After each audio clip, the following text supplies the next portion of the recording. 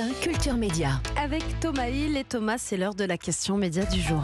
Cyberharcèlement, propos racistes, antisémites ou homophobes, les réseaux sociaux sont devenus le terrain de jeu favori de ceux qui, sous couvert d'anonymat, se permettent de tenir des propos outranciers. Alors, faut-il faire tomber l'anonymat sur Internet? On en débat ce matin avec nos invités. Paul Midi, bonjour. Bonjour. Vous êtes député Renaissance de l'Essonne et rapporteur général du projet de loi de sécurisation de l'espace numérique qui passe cet après-midi devant l'Assemblée nationale. Donc merci beaucoup d'être avec nous ce matin. Merci. Et puis Fabrice Epelboin, bonjour. Bonjour. Vous êtes entrepreneur et spécialiste des réseaux sociaux. Alors Paul Midi, ce que vous allez proposer cet après-midi aux députés, ça n'est pas la fin de l'anonymat, mais ce que vous appelez le pseudonymat. Alors quelle est la différence? Ouais, exactement. On dit oui au pseudonymat, non à l'anonymat. Comme dans la vie réelle. Je vous prends 3 exemples. Quand je marche dans la rue, je n'ai pas besoin de mettre mon nom sur ma veste. Encore heureux, j'ai le droit au pseudonymat. Mais si je me fais arrêter par la police, je ne peux pas être. Je dois décliner mon identité. Je dois fournir mon identité. Et je dois fournir mon identité. Pareil, si je conduis une voiture sur la voie publique, je n'ai pas l'obligation de mettre mon nom sur la voiture. J'ai le droit au pseudonymat. Encore heureux.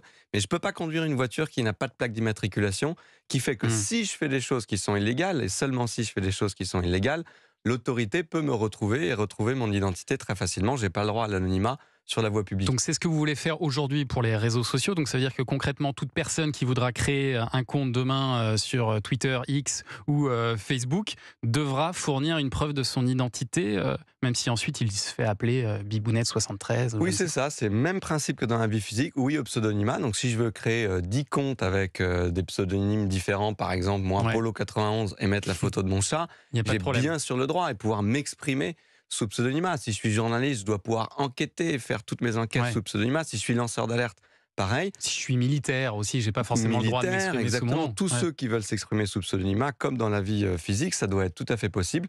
Par contre, quand on crée un compte, ce qu'on propose, c'est il doit être lié à une identité numérique qui fait que si jamais vous faites quelque chose d'illégal avec votre compte, par exemple harceler une jeune fille qui va se suicider 2 semaines après, si vous faites quelque chose d'illégal, la justice doit pouvoir vous retrouver et surtout notre point principal, au-delà de savoir retrouver par la justice, c'est il faut que vous sachiez que vous n'êtes pas anonyme parce que la première chose qu'on veut faire nous, c'est lutter contre le sentiment d'anonymat qui existe sur les réseaux sociaux, qui génère un sentiment d'impunité et qui fait que pour certains, il n'y a plus de limite. Qu'est-ce que vous pensez de cette solution, Fabrice Epelboin? Est-ce que c'est une solution d'ailleurs? Ah oui, tout à fait. C'est une solution pour provoquer ce qu'on appelle un chilling effect dans la... Qu'est-ce que c'est que ça? C'est très concrètement le fait que votre expression va être extrêmement contingentée par la sensation que vous preniez un risque. Et vous prendrez un risque. Il y a un risque que tous les journalistes connaissent très bien, qui sont les procès-bâillons, et qui est extrêmement contraignant et qui fera que, très concrètement, beaucoup de gens ne s'exprimeront plus. Par ailleurs, il convient quand même de souligner que l'anonymat n'existe pas, n'a jamais existé sur Internet. C'est, dans le pire des cas, le privilège d'une toute petite élite de hackers qui ne sera nullement gênée par ces nouvelles lois. Mais pour le commun des mortels, aujourd'hui, tout le monde est sous pseudonymat, ou sous son vrai nom, mais sous pseudonymat. La différence, c'est que très concrètement, si vous voulez révéler l'identité de quelqu'un aujourd'hui, vous avez une procédure judiciaire assez longue et coûteuse qui consiste à faire une demande auprès de Twitter et Facebook qui vous donneront des données d'identification du type une adresse IP, un numéro de téléphone, et de faire suivre ça d'une demande auprès du fournisseur d'accès d'Internet ou de téléphonie mobile. C'est long, c'est pas complexe, mais c'est long. Et au milieu de tout ça, il y a des juges qui peuvent éventuellement considérer que votre demande est totalement abusive et ne pas la poursuivre. Et puis, il y a les GAFAM qui peuvent également considérer que votre demande est totalement abusive.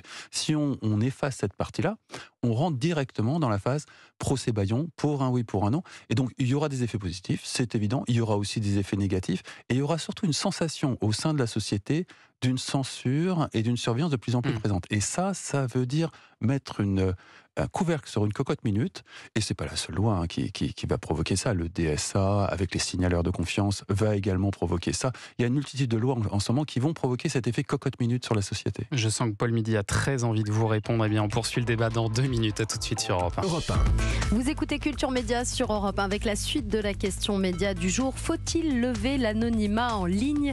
Vos invités, Thomas Hill pour y répondre, Paul Midi, député Renaissance et rapporteur général du projet de loi de sécurisation de l'espace numérique, et Fabrice Epelboin, spécialiste des réseaux sociaux. Et Paul Midi, qu'est-ce que vous répondez à ce que vient de nous dire avant la pause Fabrice Epelboin, qui nous dit que l'anonymat n'existe déjà pas en fait sur Internet aujourd'hui, et que si on veut remonter vers un utilisateur, eh bien on peut le faire, mais il faut passer par un juge. Alors, je repars du début. D'abord, pourquoi on fait tout ça ? Parce qu'on a du cyberharcèlement qui est massif maintenant sur les réseaux sociaux. Je mentionne que c'est un jeune tous les 15 jours qui se suicide suite à du cyberharcèlement, du harcèlement scolaire dans notre pays. C'est la jeune Lindsay, et la maman de la jeune Lindsay, par exemple, qui a appelé les forces publiques à mettre fin à l'impunité sur les réseaux sociaux. Vous l'avez mentionné, c'est racisme, misogynie, sexisme, LGBT-phobie, islamophobie, antisémitisme à tous les étages. Et donc, le niveau de violence, il est beaucoup plus élevé sur les réseaux sociaux que dans la vie physique. Pourquoi ? Moi, je ne pense pas qu'on soit tous devenus fous. C'est une hypothèse que j'écarte. Par contre, quand on regarde les recherches scientifiques, John Suller, Arnaud Mercier, François Jost, ils pointent comme cause numéro 1 le sentiment d'anonymat que nous avons tous sur Internet, et qui donc génère un sentiment d'impunité et qui fait qu'il n'y a plus de limite. Et donc, c'est contre ce sentiment d'anonymat qu'on veut lutter. Quelles sont les statistiques ? Pour répondre effectivement à monsieur, il faut séparer 2 chiffres. Le premier, c'est techniquement, est-ce qu'il y a un anonymat ? Évidemment, dans la moitié des cas, il est très facile de retrouver la personne. Dans l'autre moitié, il est soit quasiment impossible, soit très difficile de le retrouver. Donc, il y a un demi-anonymat sur Internet. Mais ce qui est important, c'est que 95% de nos concitoyens pensent qu'ils sont anonymes. Et c'est ce sentiment d'anonymat contre lequel on veut combattre. Alors on peut continuer à faire comme dans les 20 dernières années, tenter d'expliquer à tous nos concitoyens ce que c'est qu'une adresse IP, ce que c'est qu'un FAI, ce que c'est qu'une réquisition du juge, etc. etc. On n'a pas réussi à l'expliquer. Oui, et donc il faut faire autrement, et il faut faire simplement comme on fait dans la vie physique. Quand je prends ma ligne téléphonique, j'ai le droit au pseudonymat parce que mon numéro de téléphone ne contient pas mon nom, et je peux donner mon numéro de téléphone à qui je veux en prétendant être qui je veux. Mais quand je crée ma ligne téléphonique, je donne ma carte d'identité à l'opérateur téléphonique, et donc je sais que je ne suis pas anonyme face à l'autorité si j'utilise ma ligne téléphonique pour faire quelque chose d'illégal, comme par exemple organiser un attentat. La levée de l'anonymat, ou en tout cas le pseudonymat, pour vous, ce serait une entrave à la liberté d'expression, Fabrice Epelboin ? Quel problème ça pose vraiment ? Ça va bien au-delà de la liberté d'expression. Hein. L'anonymat, c'est le socle de base d'un système démocratique. Quand vous votez, vous êtes dans une situation de total anonymat. Personne ne sait pour qui vous avez voté. Et c'est vraiment la pierre angulaire des systèmes démocratiques. Donc on s'attaque à ça, mais c'est pas le seul morceau de la démocratie qui est en péril aujourd'hui. Mais est-ce que la liberté d'expression, c'est la liberté aussi de pouvoir dire des... C'est un mythe, c'est américain ça. Il faut faire la distinction entre la démocratie française et la démocratie américaine. Il n'y a pas de liberté d'expression en France. Votre liberté d'expression est contingentée par plus de 200 lois. La plupart des gens, moi le premier, ne connaissent pas le quart de la moitié de ces 200 lois. Mais on n'est pas aux États-Unis. Et en tout cas, on n'a pas la liberté de dire n'importe quoi. Absolument. Alors qu'aux États-Unis, il y a quelques contraintes. Sauf que vous êtes d'accord que cette règle, aujourd'hui, elle n'est pas appliquée sur Internet. Pas par personne. Reprenons le harcèlement. Mais donc vous êtes d'accord qu'il faut bien faire quelque chose quand même. On ne va pas continuer éternellement à laisser se déverser des torrents de haine sur Internet. Alors, le harcèlement est un excellent exemple. On a un problème critique au sein des écoles de comportement de harcèlement des élèves les uns envers les autres. Mais si on prend un peu de recul, on s'aperçoit que ce comportement de harcèlement est devenu la norme dans les comportements militants. Tout camp confondu. Marlène Schiappa s'est fait pointer du doigt à de multiples reprises à organiser des campagnes de harcèlement, y compris contre des journalistes. Je pense à Samuel Laurent du Monde, qui en a fait un livre et qui a fait plusieurs investigations sur les comportements de meute de harcèlement organisés par des membres du gouvernement à l'encontre des journalistes. Évidemment, c'est un exemple parmi d'autres. On a une multitude d'exemples de militants qui vont chasser le journaliste qui ne dit pas la bonne chose, le complotiste ou Dieu sait quoi. C'est compliqué d'avoir instauré ce mode de militantisme politique pour ensuite aller reprocher à des enfants de le reproduire dans les cours d'école. On a un problème qui est beaucoup plus global que le harcèlement scolaire. Le harcèlement scolaire est un symptôme d'une société malade. Et s'attaquer au pseudonymat, là encore, c'est vraiment prendre le problème par le petit bout de la lorgnette. Paul Midi. Je reviens sur votre point sur la liberté d'expression, parce qu'effectivement, les réseaux sociaux, c'est la liberté d'expression qui est une de nos plus grandes libertés, parmi les libertés individuelles qu'il faut évidemment protéger. C'est aussi la liberté de s'informer. Et donc, nous, dans ce qu'on propose, on veut surtout ne pas toucher un chouille de ces libertés individuelles et surtout pas la liberté d'expression, parce que c'est vraiment une de nos libertés les plus importantes en démocratie. C'est pour ça que on veut juste appliquer les mêmes règles dans la vie physique que dans l'espace numérique. Et donc, vous devez pouvoir, sous pseudonymat, vous exprimer en toute liberté. Mais évidemment, dans le cadre de nos règles, vous n'avez pas le droit de harceler les gens, vous n'avez pas le droit de faire des injures racistes, sexistes, LGBT-phobes, c'est interdit par la loi.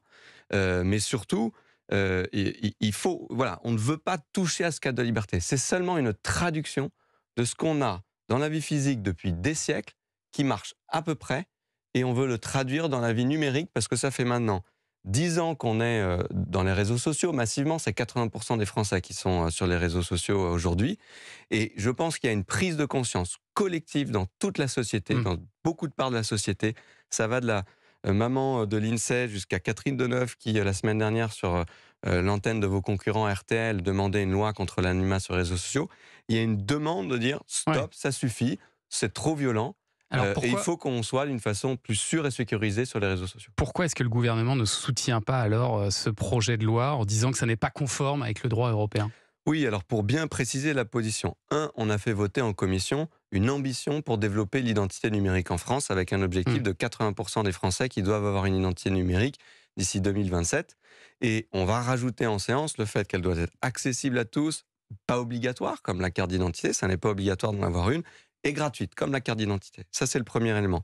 Deuxième élément, c'est l'obligation donnée aux plateformes de réseaux sociaux de proposer cette fonctionnalité de compte certifié personne physique. Et là, qu'est-ce que dit le gouvernement ?